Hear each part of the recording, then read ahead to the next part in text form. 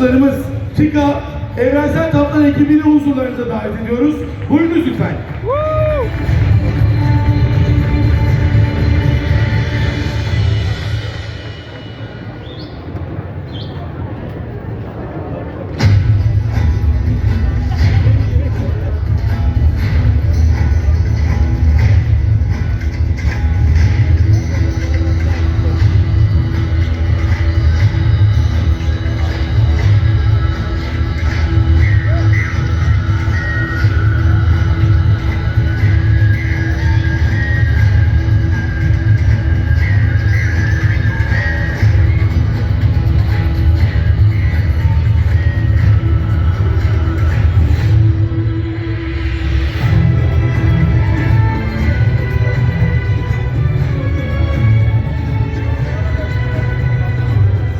Ve şimdi de ödüllerini ve sertifikalarını vermek üzere Tarım ve Orman Bakan Yardımcımız Sayın İbrahim Yumaklı'yı, Sanayi ve Teknoloji Bakan Yardımcımız Sayın Fatih Kaciri ve Dünya Spor Konfederasyonu Başkan Vekilimiz Sayın Hakan Kazancı'yı sahneye davet ediyoruz. Buyurunuz lütfen.